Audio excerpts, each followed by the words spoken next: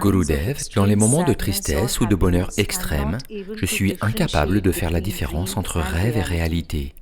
Tout semble si superficiel. Que faire? Vous avez de la chance? Donnez-vous une tape dans le dos. Quand tout semble superficiel, alors votre vision s'est élargie, vos yeux se sont ouverts. Regardez votre propre vie. Supposons que vous viviez sur cette planète pendant 80 ans. 40 ans passent à dormir uniquement, et le reste, peut-être 10 ans, passe dans la salle de bain et aux toilettes. 10 ans en mangeant des snacks et tout cela, et quelques années dans les embouteillages, peut-être 8. La vie passe très vite. Vous vous réveillez et tout vous semble avoir été un rêve. Maintenant, à ce moment même, voyez tout ce que vous avez fait dans votre vie jusqu'à cet instant. Est-ce davantage qu'un rêve? Est-ce plus qu'un souvenir? Est-ce que tout cela existe maintenant? Non, tout cela n'est qu'un rêve, et comme un rêve. Ceci pourrait être un rêve, et c'est un rêve en fait. Après cela, vous irez dîner et faire d'autres choses, puis dormir sur votre oreiller, et dormir pour les 6 prochaines heures environ. Puis le lendemain matin, la même routine, se brosser les dents et prendre un bain. Et la vie continue et passe très vite jusqu'à la tombe. Tout cela est comme un rêve. Ne pensez pas que les 20 ou 30 prochaines années sont très loin. Voyez comment ces 30 ou 40 ans sont passés comme un claquement de doigts. Les 10, 15, 20, 30 prochaines années ne feront que passer rapidement. Et nous n'en sommes même pas conscients. Aussi, lorsqu'on se réveille et que l'on regarde toute sa vie, cela semble être un rêve. Et si vous vous en rendez compte, je vous le dis, vous êtes une personne bien chanceuse. Il y a très peu de personnes aussi chanceuses sur la planète qui peuvent voir la vie à partir d'une vision plus large, dans une perspective plus large. Ceci donne naissance à ce que nous appelons Vivek, ou la sagesse, la discrimination venant de l'intérieur. Alors vous dissociez ce qui est important de ce qui n'est pas important. Les choses sans importance ne vous dérangeront plus alors. Toutes ces petites choses ne vous dérangeront plus.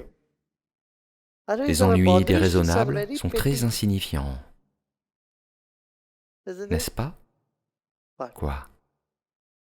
Qu'en dites-vous?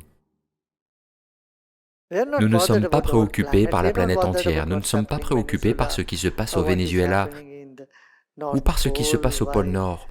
Pourquoi le réchauffement climatique va si vite? On ne se soucie pas des grandes questions, nos ennuis sont très petits.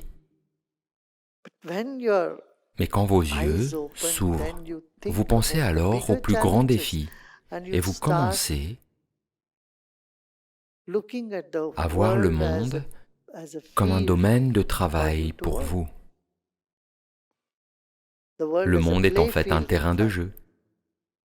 Et vous verrez, ok, laissez-moi faire ce que je peux faire de mieux pour améliorer les choses, laisser une meilleure planète pour la génération à venir.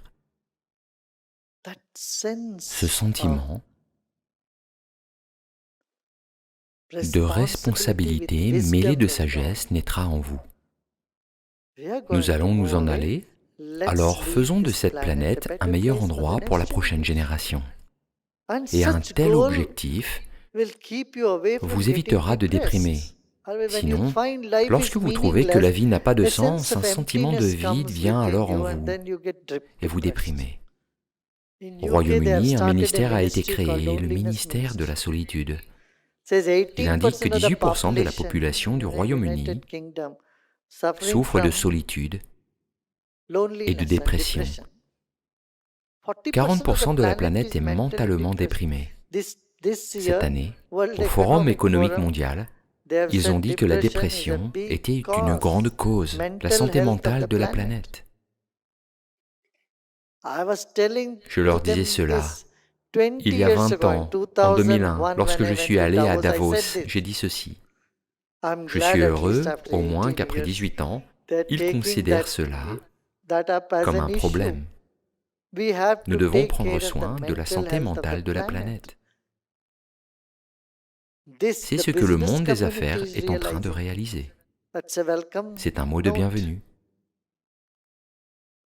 Nous en parlons depuis 38 ans. Santé mentale, santé mentale. L'art de vivre présidait le comité de la santé mentale aux Nations Unies. Mais seules des discussions ont eu lieu, aucun travail n'a été effectué. Les gens se sont dit « ok, pour la santé mentale », parce que des médecins l'ont dit.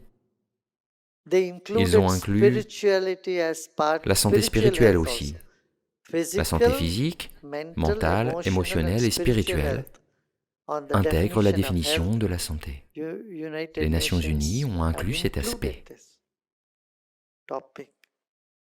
Mais le moment est venu d'agir. Vous faites donc un grand pas en avant lorsque vous trouvez, vous savez, que vos soucis personnels, vos inquiétudes ne vous dérangent plus. Voyez, quand un petit grain de poussière entre dans vos yeux, il brouille votre vision de l'immensité de l'espace. N'est-ce pas? N'est-ce pas? Lorsque vous regardez l'immensité de l'espace, une petite poussière suffit à obscurcir votre vision de l'infini. De la même façon,